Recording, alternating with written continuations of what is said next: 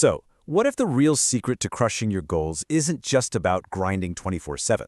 In this explainer, we're going to dive into some super counterintuitive, even paradoxical advice from Gary Vaynerchuk. We're talking about where to find energy when you're drained, why quitting is sometimes the smartest move, and the mindset you absolutely need to win. And trust me, the answers are probably not what you're thinking.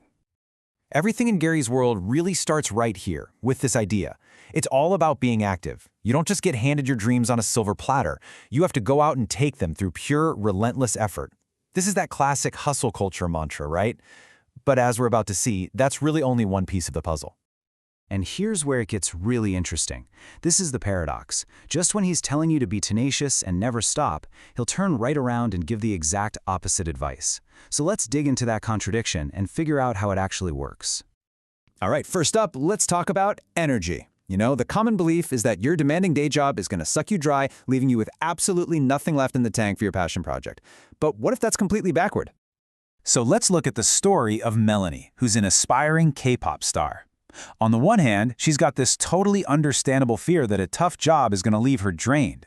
But Gary's insight is that the real energy drain isn't the work itself. It's all the worry and the indecision. The counterintuitive truth is that actually chasing the dream, that's what creates the energy for everything else. And this quote just nails it, doesn't it? Working on your passion from 7 p.m. to midnight isn't some second job that depletes you. No, it's the charging station that gives you the juice to go kill it at your 9 to 6. The dream literally feeds the grind, not the other way around. And that whole idea leads to this very practical framework he calls the do-both schedule. You can see how it's mapped out. It's not about magically finding time, it's about aggressively making it. You're using your lunch break for an audition. Your nights are for practice and creating. And your weekends, you're going all in. It's intense, for sure, but when the dream is your fuel, you actually have the energy for it. Okay, now let's completely flip the script. We just talked about this insane level of commitment. So what happens when all that commitment just isn't working? This is where that paradox of quitting comes into play, and it is a massive lesson in self-awareness. This number right here, this represents a caller named Vic. He's been grinding away at a project for a full decade, a whole 10 years, without really getting anywhere. And he's burning out. So he asked Gary, the ultimate poster child for never giving up, when is it okay to just pull the plug? In this quote, this is Gary's entire brand in a nutshell. He's the guy who says never give up. So you'd think his advice to Vic would be obvious, right? Just double down, keep grinding, you'll get there. Wrong. His advice is instant and, honestly, pretty shocking. 10 years of failure, he says, isn't a sign of your grit. It's data. It's cold hard data telling you that this specific strategy is not the one.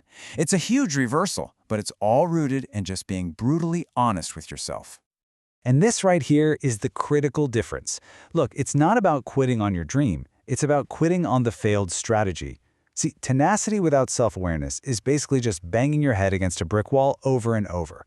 But when you combine that tenacity with self-awareness, you can look at the data, pivot, and find a new wall to climb. That's the whole game. Okay, so we've covered the internal mindset, but how do you actually translate that into real-world action? Well, let's check out the story of this restaurateur, Michael Chernow. It's basically a masterclass in how to create your own luck. And his method, as you can see, is beautifully simple and totally repeatable. He didn't just slide into the DMs and ask for a handout. No. Step 1, he identified a need. Gary had a new wine business.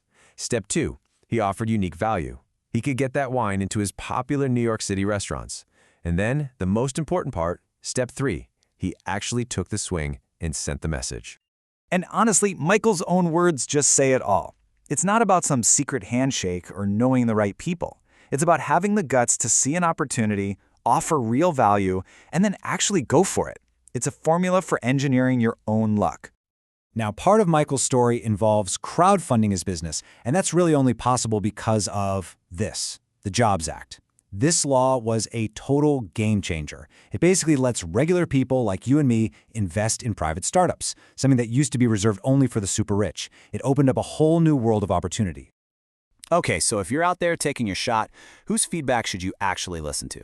Well, Gary's advice to a female entrepreneur who is dealing with bias really cuts to the core of it all. You have to be radically, brutally selective about whose judgment you let in. So let's just break this table down. On one side, you've got biased investors, you've got internet trolls. Gary's verdict on them? They're completely irrelevant. He calls them broken, and trying to convince them is a total waste of your energy.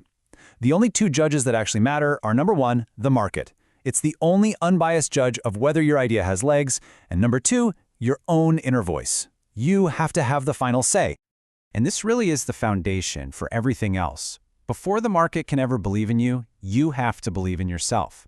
And this deep, unshakable self-belief, it's not arrogance. It's the non-negotiable requirement for surviving all the rejection and the criticism that's going to come your way. So the formula for success is actually pretty simple. It starts with you, your own belief. Then you go out and you prove it with market results. Sales, happy customers, real traction.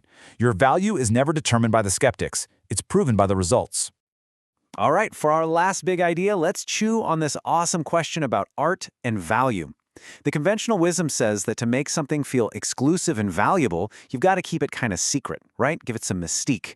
But what if that's completely wrong? And here is the mic drop moment. Just think about it. What is the most famous painting on Earth? The Mona Lisa. Literally everyone knows about it. That massive global awareness is exactly why the single, original painting is so scarce and so unbelievably valuable. Awareness doesn't kill scarcity. It creates the demand that makes scarcity matter in the first place.